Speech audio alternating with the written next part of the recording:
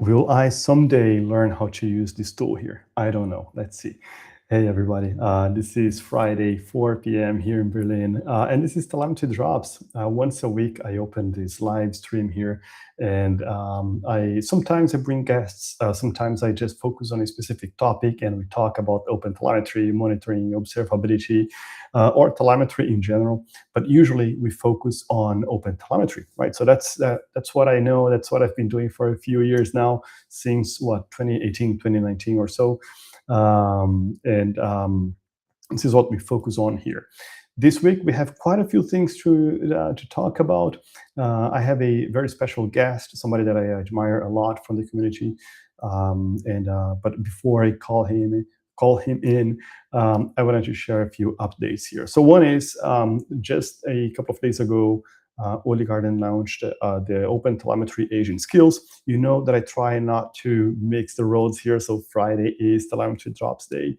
But I think it is an interesting project for everybody who does OpenTelemetry. Those skills, they are open source. They can be used with any provider, with any backends that you want, in a lot of languages. So we took very good care in including most of the things that we think are stable, and even some of the things that are not stable yet, right? So we are adding them to those skills, and we are using those skills. And we here being Oli Garden, we are using those skills on a daily basis and building products on top of them. But those skills, they are vendor neutral, they are unopinionated. We have a set of other skills that are opinionated. We are making them better, and we're going to announce them in a couple of weeks. So don't use them yet, but do use the ones that we announced just the day before yesterday, so on Wednesday. Use the OpenTelemetry Agent Skills. They are the facts about OpenTelemetry, so they bring OpenTelemetry knowledge on top of the models. I just recorded a couple of videos where I demonstrated those using different models. So one is in Cloud Code, and I got the GoGen real-world application for Go, and I asked Cloud Code with Opus without even mentioning the skills, I just said, go do the compile time instrumentation for this application. And then it did. In less than 15 minutes, I had a Go application that was not observable at all. Now suddenly it is observable using this new tool. And I didn't know anything or almost anything about the Go compile time instrumentation. I just had to use the skills, and the skills figured out everything for me. I did the same then with OpenAI's Sol mode 5.6 in fast mode or light mode. I'm lost on those terms. But then I tried the same skills on a different model, and they also worked. Right, so I think this proves that the skills, they are interchangeable. You can change the base model. You can use whatever you think is best for the base coding, for what is the best for Go, for instance, in that case, and bring the skills that bring a new layer of OpenTelemetry knowledge. I think this is already more than enough about the skills. I'm very excited about the skills. People that I'm talking to, they are very excited as well. I know that people have been trying the browser skills. And those were perhaps, so of course, these skills, they are only as good as the upstream OpenTelemetry projects. And I think browser is still catching up, so it's not there yet. But the skills were already helpful to get people to instrument their applications or to bump, to modernize their applications. So I'm very proud of what we can do already with these skills. Now, this is not the only announcement. The other announcement I kind of alluded to already, it is the view 1 for the compile time instrumentation for Go. So if you are a Go developer and you find instrumentation boring, I get you. I understand you. I don't think it is, but I understand you. You can use, instead of using eBPF instrumentation, which brings a lot of garbage, then you should really try the Go compile time instrumentation for OpenTelemetry. Go to opentelemetry.io, click on the blog up there, and read the blog post from yesterday. The blog post from Kemal, where he explains the logic for the project, what are the goals, and how to get started. Take a look, use it, and share your feedback. And perhaps the final call to action for today, or perhaps the next one, is there is a survey happening for the users of OpenTelemetry on the ecosystem exporter. I'm going to leave a link here, but if you are a practitioner, if you use OpenTelemetry on a daily basis, then do fill out this form. The people from the community, they need your feedback. Now, that said, I am going to call in our guest for today, and that's Michael Hausenblas. I don't know if you prefer to use the German or the German pronunciation, Michael. I mean, amongst us, we could obviously speak German, right? And we would use Michael, but Michael is perfectly fine. Thanks. Wonderful. All right. So, Michael, so who are you? Please introduce yourself. All right. I'm an Austrian. That's why I can speak German, at least theoretically. I live in Ireland. I work at Genesis. That's the leading customer experience platform. A lot of AI there, and principal software engineer there, and the SRE team. Lots of OpenTelemetry in my day-to-day work. Before that, I was some 7 years at AWS, all kinds of observability from Prometheus to CloudWatch, owned OpenTelemetry there as well. And before that, mostly Kubernetes at Red Hat and other places. And so I really am a practitioner, but also do like to kind of communicate. I wrote a couple of books, I co-authored a couple of books, because I think that because there are a lot of things going on, it's sometimes really hard to capture that and communicate that in a structured manner. And long form blog posts or books are really my favorite way to communicate that. Yeah, and you forgot that you have a newsletter. I do have a newsletter, which came out of a very selfish, I wanted to stay up to date. So I had various sources, and I thought, well, the diff to actually publish it is not too much. I have a very simple workflow. And because I'm collecting all these resources anyways and reading through that, it's kind of like a curation step. You know how that is. You think what is worthwhile. And in the meantime, I must say that almost half of the contributions actually come from people reaching out and sharing it with me, which makes my life even easier, right? That's great. I'm very happy about the feedback. I get emails saying oh, thank you for doing that. And the principle there is really, it's not sponsored. I don't take any intentionally any money for it, and no tracking in there. So if you can read it via email, that's fine, or RSS or whatever. It's not there is no financial motivation behind it. It's purely gathering that and sharing it with practitioners. Yeah, and I think it is very useful. I'm one of those people that are thankful for the newsletter. Thank you for running that and for sharing that. I know it's not easy. I know it consumes time, and sometimes we think, you know what, I'm going to skip this week, right? But I think it is very useful, and the community likes it. And I think the one aspect that I like the most is the vendor neutral aspect. You are not selling anything there. I think this is in an industry where everywhere you look, you see either ads or disguised ads, like blog posts that are not really neutral or things like that. I think seeing vendor neutral content and curation as yours, it is very important. So thank you for that. Thank you. Before we go into the main topic, I remember a couple of months now, I think, no, not a couple of months, but a month or so ago, I shared that I was doing a pitch deck for Oligard and so on. And then you chimed in and said, I can hear your pitch. And then during that conversation, you shared a few tools that you were working on during your sabbatical. Talk more about those. So you didn't mention that as well. Yeah, so the one was really the Pantarei or PR was really all about having a change log in a more consumable way. And believe it or not, you might know where that was motivated. That was based on your podcast. Trying to make it easier to consume change logs, so in a self-service manner. So you could just provide that, and it would figure out what has changed. You could actually, if you want to use the GenAI plugin there to say, okay, what changed in the last couple of months? What are the security-related things? All of that. A couple of other things, OTLC, which we discussed. I will very likely have to change the name there. I would say the main thing is really I try to be as open-minded as possible, trying to explore things around the entity, etc., to see what are the gaps, right? Where are potential things that we could probably get from vendors doing them for real. But the main focus here was really to explore what is possible and what could we potentially use. And what did you learn in that process about OpenTelemetry? I feel like whenever I try something, I get new paper cuts, but at the same time, I figure something new.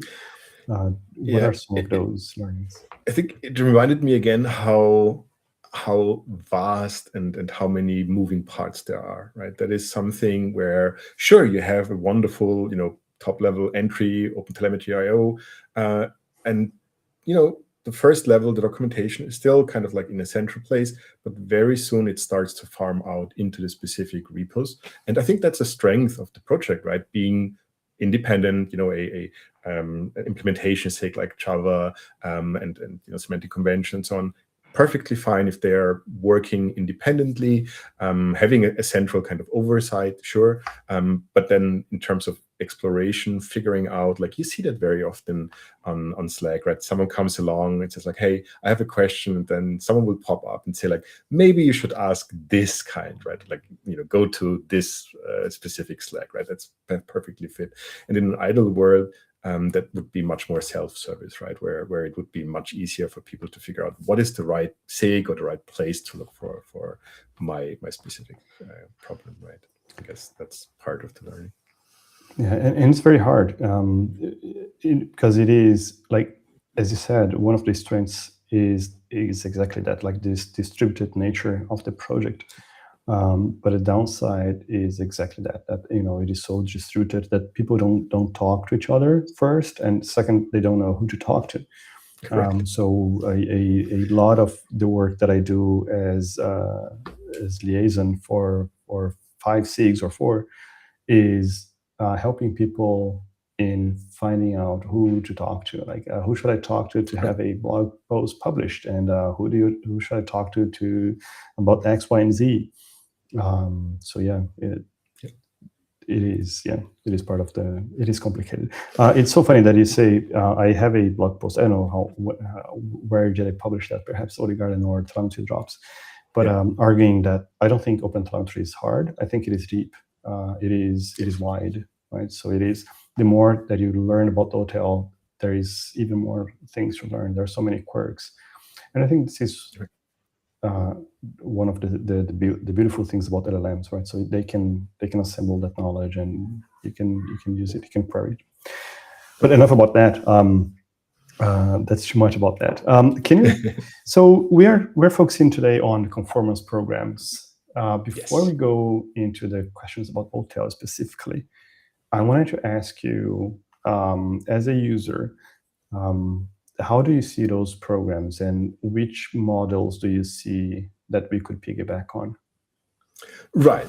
So I'll separate that from, with my Genesis hat on as a representative of an end user. That's the classification, what you typically have. You're either vendor or end user, just for clarification, if that's not that widely known in the audience, where I have certain, requirements where I say like, okay, if I am part of evaluating a vendor, right, then that's something that would be very helpful, etc.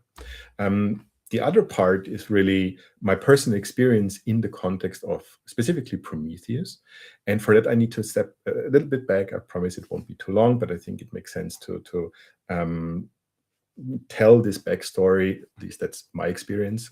Happy for anyone who is on the live stream or later on to correct me or bring up their view. I'm sure that if Julius Wolz, one of the co-creators of Prometheus, listens to it or hears about it, he will chime in as well.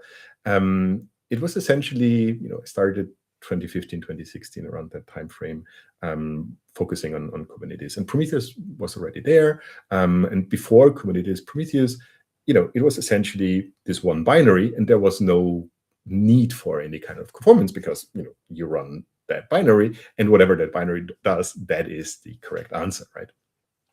And with Kubernetes becoming mainstream and Prometheus kind of growing with Kubernetes, you have tons of metrics, right? Both in the control plane and in the data plane. There was a need to kind of have more horizontally scalable solutions. Sure, people can vertically scale, throw more RAM, more CPU at it. But if you have these vertically scalable, horizontally scalable backends like Cortex and Thanos, etc., and then many, many more who were not necessarily directly in CNCF, but also essentially claimed, yeah, we are doing Prometheus now. You then have kind of issue, how Prometheus compatible are you? Right, and the community came up with this conformance, which in its core essentially, is a set of, it's a GitHub repo, set of prompt kill queries, remote write, where you can, in a self-service manner, see how well is my Prometheus implementation. Sometimes cloud providers might have a shim around their internal stuff, but at the end of the day, you can essentially say, I'm passing. And I think originally, if I remember correctly, it was actually Julius who set up at least the PromQL part, and then it became part of Prometheus proper. And you can, in a self-service, then say, okay, I pass 98%, or I pass whatever percentage, and that's great, right? That already, because it's transparent, right? It's clear. You go to that GitHub repo, you can run the test suite. It tells you exactly how many percentage you pass. And then independent of that, there is under CNCF also the certification. So then as a vendor, you can say, here, I ran that, I can prove I pass 99%, and I want to get a certification. But having these two parts essentially decoupled is really helpful, right? And this really this being transparent about it, what is in there, and this conformance program literally just gives you, you run that and you get a certain percentage out there. This is not judging, right? No one says, you have to have 80%, 90%, whatever. Of course, again, if I'm from an end user perspective and look at that, do I prefer someone who has 99% coverage versus 80% coverage? Makes a difference. And I can tell you from my own experience in AWS, both in Managed Prometheus and then in CloudWatch, when that PromQL feature was added, that this is really very, very important for vendors, right? It gives them a standardized way to say, like, okay, how close are we to the absolute North Star, which is, again, still is the Prometheus binary itself. So that is the kind of story. I don't know if that makes sense, but to me, when I thought through it, why did we end up there? It kind of like, if I look back, it kind of like makes sense why the need in the first place arose and how the community addressed that. It does make sense. Do you remember whether that started as a necessity by vendors or as a request by users? Like, where did it start? As I said, I'm pretty sure, I would need to double check, but I'm pretty sure that initially it was essentially just Julius on his, not his private blog post, I think it was his company blog post, but essentially saying like, okay, here is, given that there are now more and more vendors who claim to be Prometheus compatible, here's a way how I assess that. And, this was the seed then that the Prometheus project itself made it kind of official for the Prometheus project, and then the CNCF part essentially saying like, okay, oh, you want a certificate, right? You want something that you can put on your website, but that's kind of like decoupled. So it literally came from the community actually per se, saying like, okay, given that we now not have only this one binary where it's clear, that this is what it does, but we have vendors who say we are Prometheus compatible. What does that actually mean, right? In that case, it is PromQL and remote write. Mm-hmm. So, if I'm understanding the situation here correctly, what it means is I can have a Prometheus time series database as my database, and then I can just swap the scraper component to a proprietary scraper. And if they say they support Prometheus, that means they should be able to scrape the Prometheus endpoints and do a remote write on a specific database or to a specific endpoint. Is that what it does on one side of the equation? That would be the remote write part, right? If you say, okay, I have maybe a proprietary implementation, whatever, but I support remote write in a specific version, right? Then yes, if you pass these remote write tests, then you can claim you are, conformant to that part. Yeah. Yes. Is the scraping part also part of the conformance program? No, Okay. no. So how I configure my Prometheus scrapers is not standardized, I suppose. No, not Okay. as far as I know. I don't know any. Yeah. But the efforts in protocol, that like direction. but the remote write protocol does, and then the storage itself does. Have you seen? No need to name names, and if you want, you can just say skip next question, and then we skip to the next question. But have you seen any vendors claiming to be compatible, but then not being compatible, not passing the conformance tests? Like, have you seen situations where it's I think the beauty there is that it's not a binary. Like, it's not you're either conformant or not. It's just you run. Let's say I'm only focusing on the prompt kill part. So however you get it in, you might have remote write, you might not. But at the end of the day, you have a prompt kill endpoint, and I give it a prompt kill query, whatever it returns, and I run the test, I get out 80%, right? Is that good or is that bad? Well, maybe the 20% that are not passing are not relevant to me. I don't care. I'm fine with that, right? Obviously, the goal would be 100%, but in some cases you say, okay, I for whatever reasons I cannot pass this 1%, and that's fine. And I think that's this underlying. It is just a percentage, right? It doesn't tell you yes or no. It just tells you that's the number of tests you've passed, and that's it, right? And the other part is really the certification, right? Where if you want that stamp, or rather stamping, if you want, from CNCF, then that's a separate process. But having just something that you can run and it tells you how many percentage it actually passes, and then it's more or less up to for you as someone who evaluates multiple vendors to say, okay, is it above my defined threshold or not, or specifically which parts, right? That's got it. If folks have questions, they can just write here in the chat, and then we can read the questions, and then Michel can answer right away for you. I do have a few more questions on the Prometheus part, but I also want to get on the OpenTelemetry side of things. Like, one question that I would have on the Prometheus side is, I understand that Prometheus provides the standard for the database means that you can take a Thanos time series database and use with a Prometheus, and with swap with cortexes and so on. Like, I think that the data format is also swappable, and I think that is interesting as well to dive into. But I wanted to go back to or to get into the OpenTelemetry conformance programs. Yes. I know we don't have one, and it is very complicated to talk about one. I think people who watch the recordings for the GC sessions are going to see Ted Young and other people talking about the conformance programs quite frequently. And we find at the GC level, we think we have a difficulty in really getting the right framing for that. But as you've explored that as well. What would a conformance program look like from your perspective for OpenTelemetry?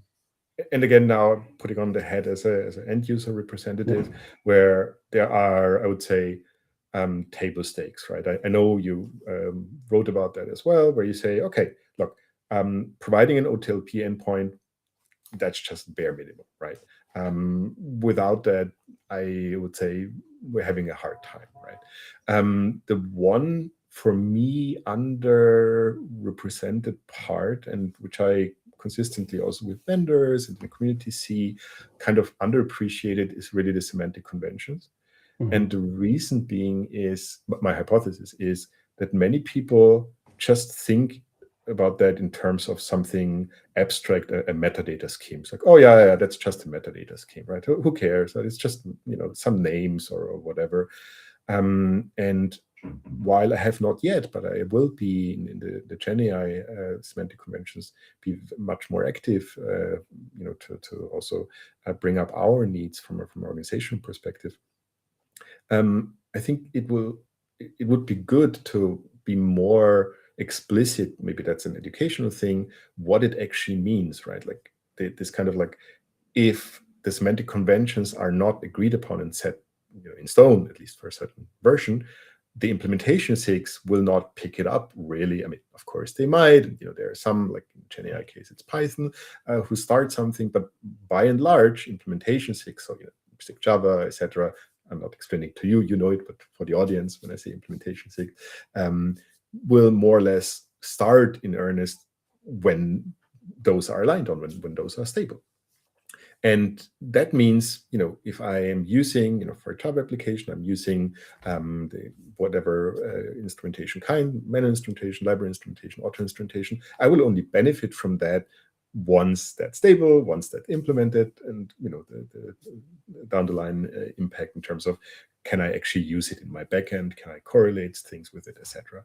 So this part is really something that it's super tricky, where I really don't have a great answer. For the OTLP part, it's pretty simple, right? Like, you can potentially think about, do you have multiple levels there for, are you supporting all kinds of OTLP, or just HTTP based or whatever? Fine. For the semantic conventions, that's, to me at least, a really, really big unknown. How do you make that even measurable in a sense, right? And then there are, of course, the downstream effects of that, saying how much does your solution actually benefit from the correlation bits, right? How easy do you make it for your end user to benefit from that? And again, very, very, very hard. I think the one thing that we don't have an equivalent for is because there is no standardized query language in that space, right? We're essentially stuck with various, yes, we have PromQL for metrics, but what are you do you do anything in that space, or will you keep that outside for the first iteration at least? That's a big unknown for me at least. We definitely need to go there. I want to talk about that as well. But before we go there, because that's a hot topic. But before we go there, you mentioned the protocol at the very beginning. The protocol is the easy part because it is already specified. It's a proto file somewhere. Just implement this file and you're going to be fine for the most part. Of course, there's some specific things about error conditions and what you should return and what you should not return. But I think most of it's well specified already, so it's kind of easy to see if you do or if you don't. Semantic conventions, that's a good one. I think this is where I see most people failing, even backends. Backends, they don't use the power of semantic conventions that much. Right? So we use a specific tool for observability backend, and it doesn't know anything about HTTP semantic conventions even. Right? So they have their own. Or even service names, service.name that's the service name, and they don't leverage that. So that's a shame. And the other thing that you did mention, well, anyway, so I wanted to go as well on the collector side, because that's one thing that you didn't go that well, or you didn't go deeper there. Yes. How would it look like for you if I want to say I have a collector, I have a compatible collector there? What does it mean to you? I think that's super interesting and also super hard to define, because what do you take as a baseline, right? Do you take contrib, right, where you have tons and tons of things that are in various stability and whatnot? Do you boil it down to core, what is really in there, just OTLP exporter, receiver, etc. So I think it would need to have a certain clearly defined subset where you say, okay, those are the components that you have to at least support, right? Which would probably depend on the input of many different vendors and people in the community. But this is really something where I'm not super worried, because we see OTLP support in many different, there are vendors who sometimes wrap an OpenTelemetry collector in their agent.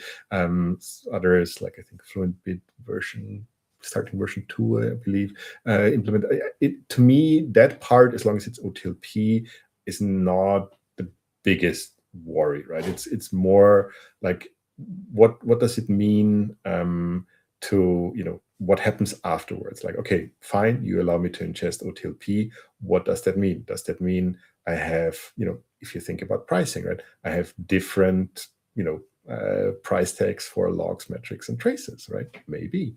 And, all of these not so obvious things that if you just look at the protocol, that's fine. That's pretty straightforward. But what does it really mean from a UX perspective, right? What does it for an end user mean? If I only support traces, is that enough? But I don't support metrics and logs. So it's literally this kind of like, we have certain expectations. Do you take profiles into account, right? From my perspective, I'm an absolute fan and a supporter of that. But when do you start doing that? When it's stable? Okay, maybe you can start earlier. But this is really something where I would say from protocol perspective, that's fine. From a collector perspective, in reality, I haven't seen that many issues with it so far, in my experience. Yeah, I think I'm missing the perhaps more data points from the operational perspective there. But from my perspective there is, if I'm going to teach my platform engineers on how to operate collectors, then now it's a good time for me to use OpenTelemetry collector and make sure that the knowledge that they are acquiring is transferable, like it's portable to other distributions. Yes. So I think this is the biggest advantage or the biggest positive that I can see on a conformance program or certification or something, to say I am compatible with OpenTelemetry collector, because you can operate my collector the same way that your people learn how to do it. You can configure the collector the same way that you can configure their collector. Like that knowledge should be portable. It should be transferable from one to another. Makes perfect sense. The question to me then is, where do you draw the line, right? I would certainly say OpAmp is, to me, pretty much like part of that, right? You should be able to benefit from OpAmp. Others might say, well, it's too early, right? Let's not do that. But yes, configuration, validation, all of that is absolutely part. It is so complicated, because I mean, I did spend some time thinking about, what does it mean? And it turns out, like, the more you know about the collector, the less you are convinced about what is a collector. Like, I don't know what is a collector and what is not a collector. Like, the collector can be stripped out of any components, or like you can have just a simple config provider, and that's a collector. It's compiled, like it can be compiled with a no-op receiver, no-op exporter, but that's not a collector. It's not collecting anything at all, right? So, anyway, so it's very complicated. We have a question from Andre, and we also have, where is it? Okay, where is it? I want to show, there you go. People can also ask on the Telegram channel, so t.me/telemetry drops. Michel is there as well, so you can also, I don't know, Michel, I'm putting you here on spot, but you can also ask him there. But questions, where is the tab? Chat. Okay, so the question is from Andre, how do you handle semantic conventions with Weaver? I think it is kind of not center to the conversation, but I think we can answer that. Right, so how can we handle semantic conventions with Weaver in large and fragmented companies? Should it be a single repository and all teams using one? Do you have experience with Weaver, Michel? Have you used it before? Yes. How do you handle a situation like that? So I do believe that having a centralized, like internal semantic convention that is, driven by, or that uses in the pipeline, Weaver absolutely makes sense. Of course, you then also run into the challenge that if you have various teams, right, there is a certain overhead to kind of standardize. How do you bring something in? Say like, okay, this is something that organization-wide should exist rather than a certain team having something, sure. But I am a believer in that kind of central, in terms of discoverability, in terms of being able to say, okay, I look at the docs, I see, okay, this is what we are using internally. Definitely a fan of that. I'm not saying that it wouldn't work any other way, but that's what I'm experiencing, and I'm a fan of that. And it doesn't have to be one or the other, right? I mean, with Weaver, you can define dependencies. So you can have a central semantics for the company, where you define, here is how you define a customer ID, and customer ID is a concept that is shared across all of the teams. And then individual teams, they can have their own registries that declare a dependency on the company one, and the company one can even declare a dependency on OpenTelemetries. So you have these the dependencies on those registries there. Yep, makes sense. Cool. Nice. Let's go back to the conformance programs. So we did talk about OTLP. We did talk about the collector. Perhaps the collector is the most complicated one here. But how about the SDK configuration? What I'm seeing a lot is companies providing wrappers, and how you configure the SDK is proprietary, but not the not the API itself, not how you instrument.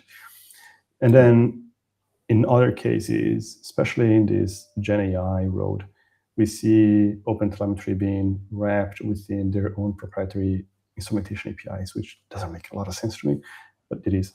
How OpenTelemetry is that?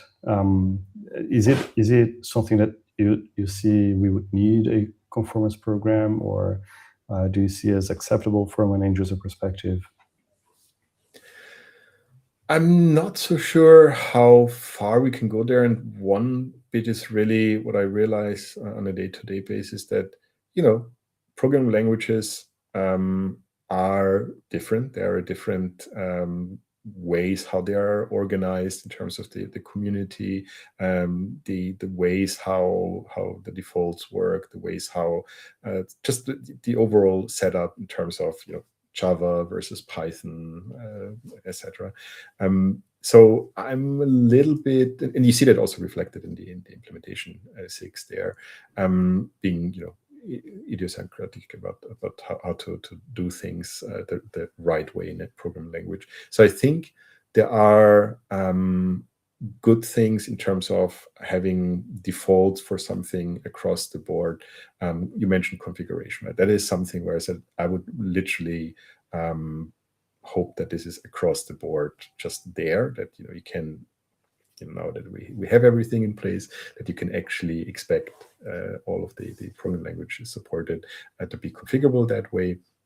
But it is, I would say that the programming languages are sufficiently different in their actual nature, so to speak, that it's really, really hard to do something in that space that, doesn't, somehow annoy one or the other. So I think you got into a good side of the conversation there. What is important? Let's go back 2 steps then.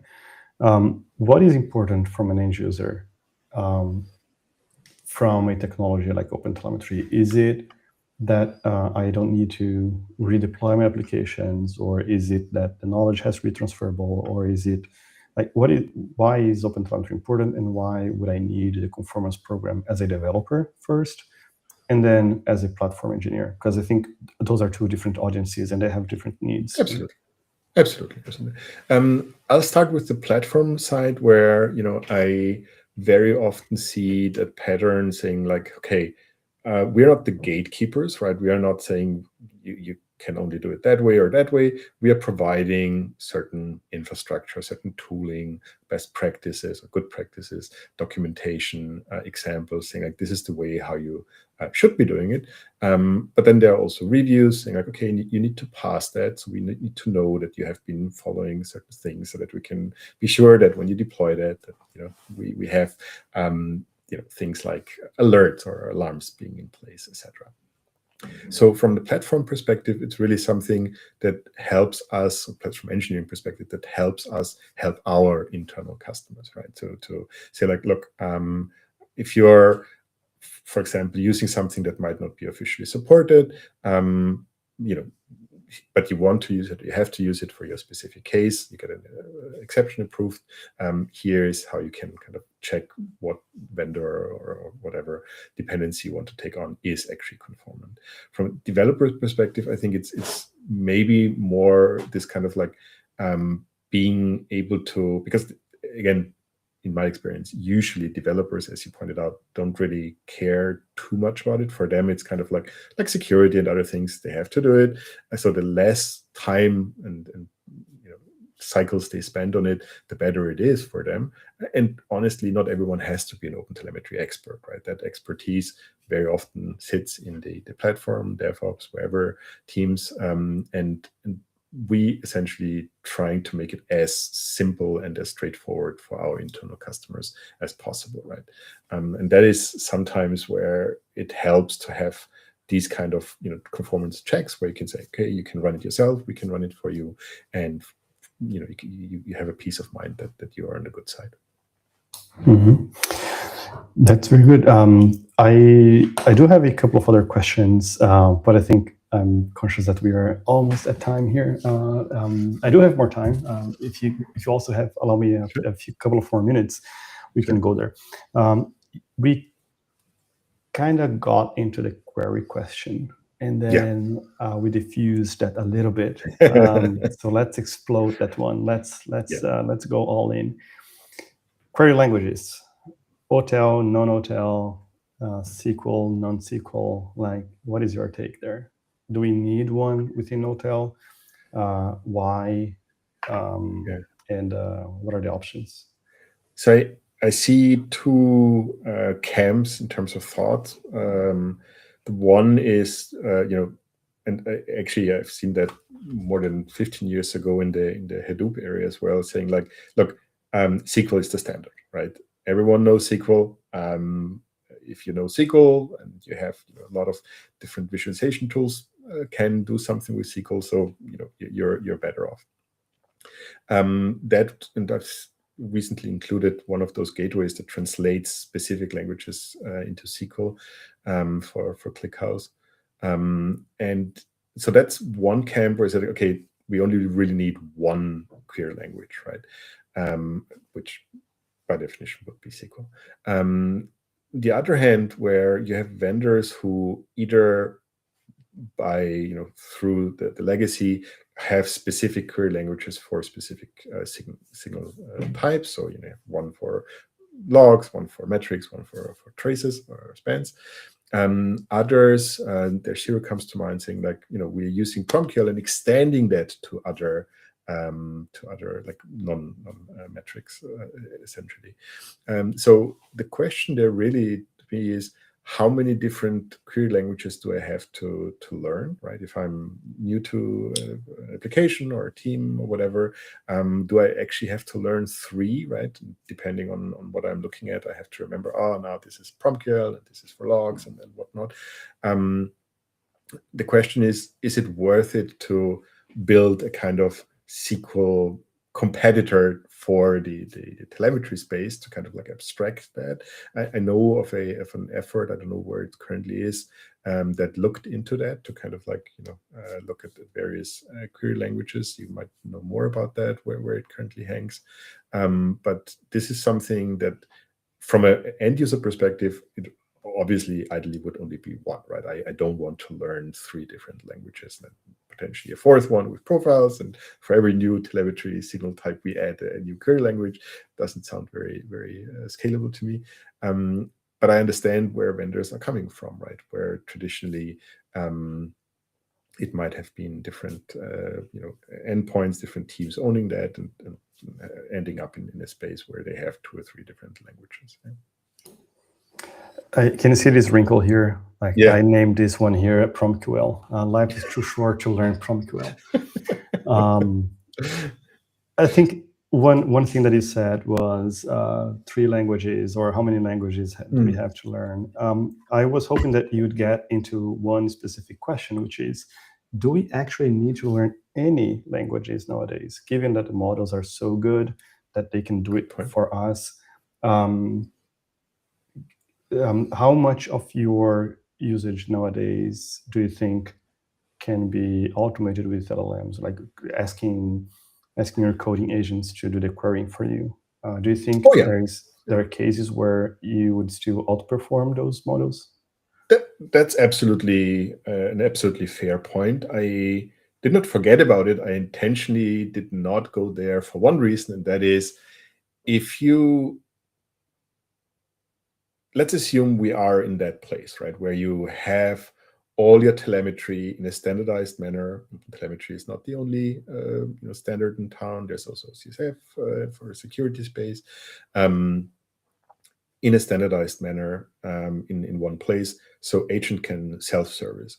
The question is then, do we actually need humans in the loop? Like, why do I need to go somewhere and prompt an agent saying like, hey, what is happening in that application, et cetera, and then having the agent come up with the appropriate prompt QL or whatever query, and then query something and tell me, well, it's very likely this and that. Like, don't bother me, right? Like, just involve me if you really, really need to know something.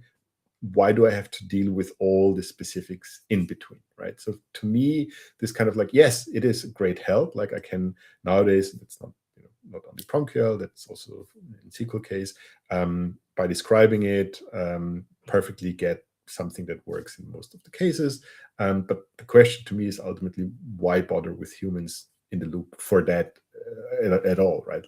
Can I abstract it to something where I'm only asked, like, why would I be paged in the first place? Can't an agent take care of that for me, and only involve me if there is something that actually a human needs to decide, because the agent doesn't have the context in terms of the business implications or whatever, to say like, yes, scale it up, switch it off, or whatever, failover, whatever.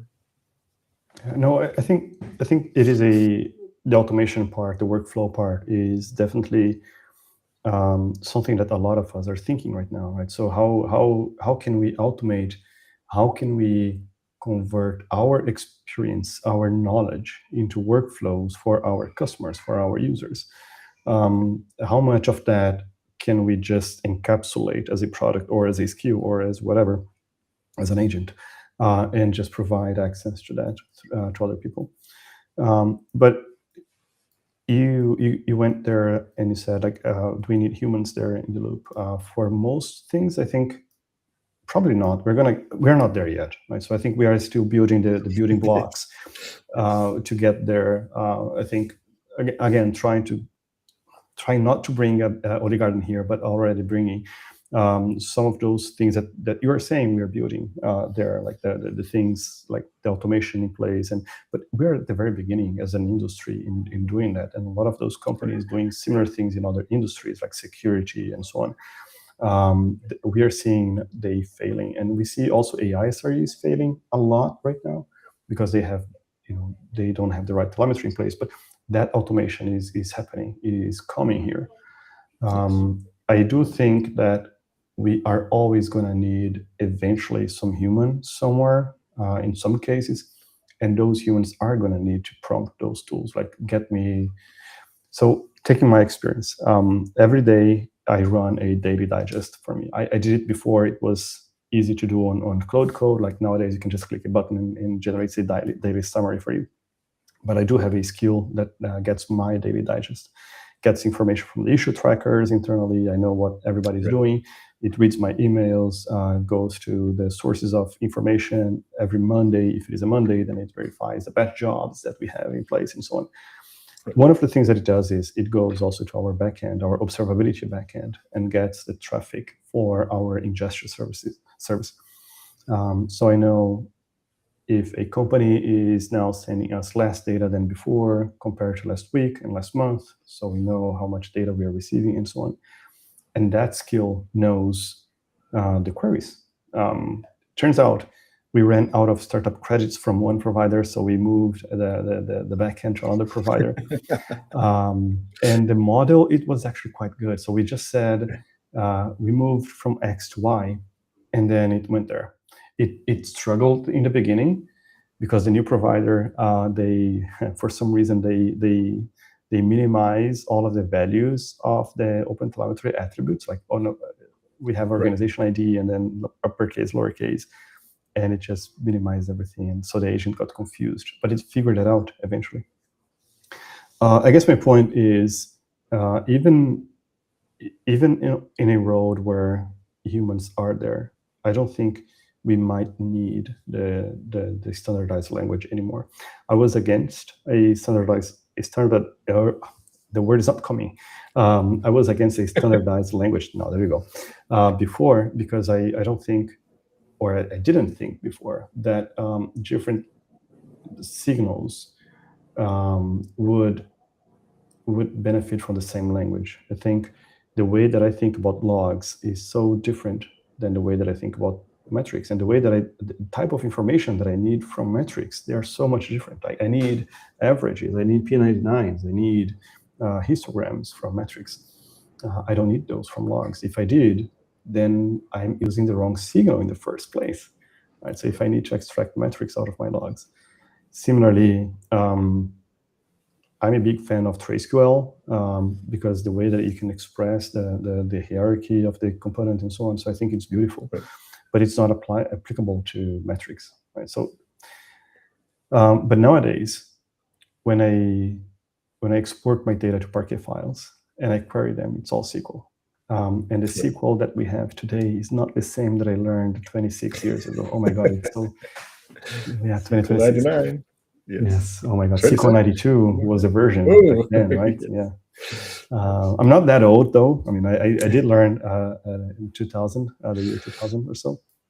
But it's a new language, and those models, the LLMs, they're very good at generating new code and figuring out the solutions. So I don't know if we need a standardized query language for I think that's perfectly fine. And just to reiterate on the human in the loop, I don't really think it's necessarily a technical challenge, but it's really usually the missing business context, right? Like different organizations or different parts of the organization may or may not be in direct contact, right? And if I, for example, don't know that my customer X is having, a launch in a certain region or whatever, and I might I know from normal traffic, it scales up during the week and whatnot. I can predict that. I can work with that. But if I don't have that information, or they have a marketing campaign launching, or whatever it is, which usually comes in from the business side, how should an agent, unless that agent really has access to the entire information flow throughout the organization, which includes, as I said, sales and marketing and business development and whatnot, how should an agent make that decision? So there will, I think, for the foreseeable time, always be the need for this kind of like translation layer, who's a human in the loop, necessary to say like, yes, in this case, it makes sense to pre-scale something or whatever to accommodate for this important customer to really make that happen, right? So I really think we're not there yet, but as we see pretty much all over the place, this translation from natural language into specific languages is pretty much done. So I agree with what your assessment in terms of that there is actually no real need. I guess the next question then would be, if we extrapolate on that, how important is it to have the standards in the first place? Like, if things are so interchangeable in the future, how important is, and I think I'm even scared of asking this question out loud, but how important is OpenTelemetry in this new road, where everything can be done like during the night? Like I can just prompt something to migrate something to from X to Z in the night. Interestingly enough, the answer is, to me at least, not surprisingly again, semantic conventions, because the real hard work, it's like, yeah, sure, you can, have a long discussion about the names for it, but it's really this humans aligning on the meaning of something, right? That is really the hard part, where someone says, yeah, maybe, if we slightly, increase the scope, this is also covered, etc. So again, and this is just the top, like as we discussed earlier on, this then trickles down into actual implementations, etc., where you can then benefit from it. But if you don't have that, right, and I don't see, at least in GenAI, because GenAI doesn't really have an understanding of what is going on. It can just replicate, extend things that we predefine.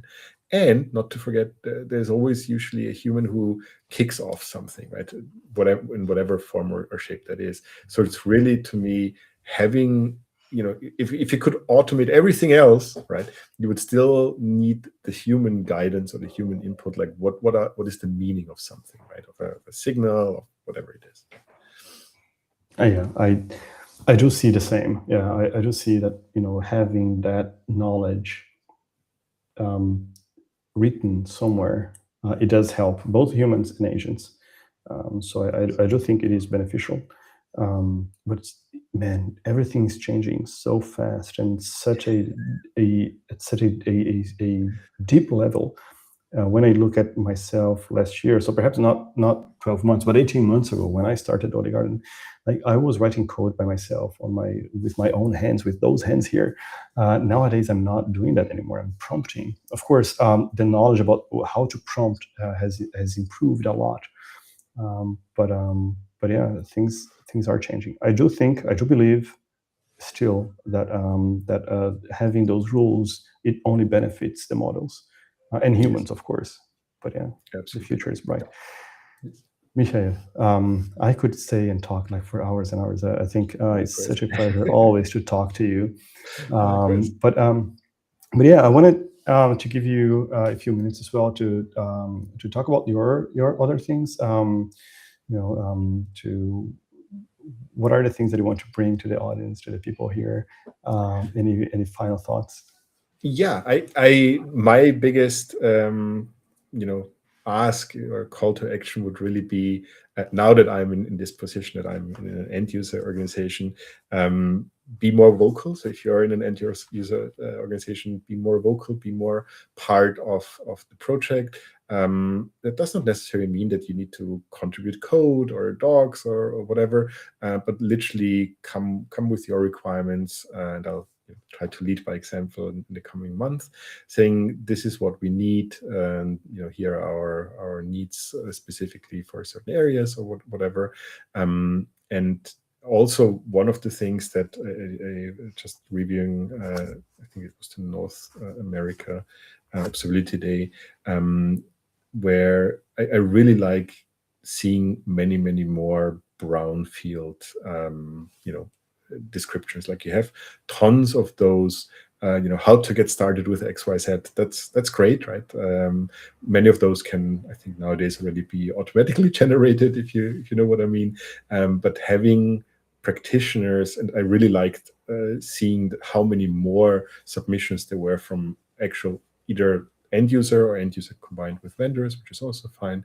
Literally talking about, okay, we did X, here are our pain points, here's what worked well. That really helps others. So my call to action here is really, if you can, share in whatever form, blog post, a talk at the conference or whatever, and others will benefit from that. That's really something super important, and again, something where I don't see Gen AI replacing us doing that anytime soon. The actual experience transfer. Yes, here, yes, absolutely. So yes to the proposals, but something else that I also wanted to call out is elections for the GC are in October. We need more end users at the GC. That's my position. I don't think everybody in the GC agrees with that, but my view is we need more end users at the GC level.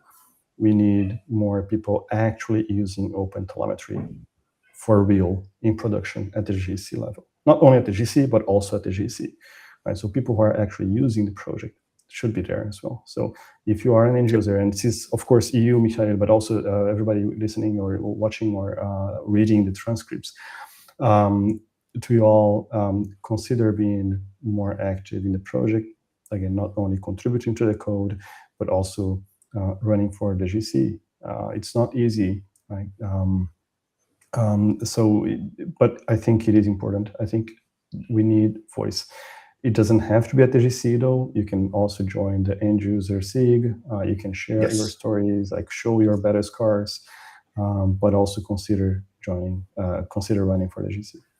Michel, thank you very much. Thank you. And thank you for having me. And looking forward to seeing you perhaps in another event. Yeah. Absolutely. Thank you so much.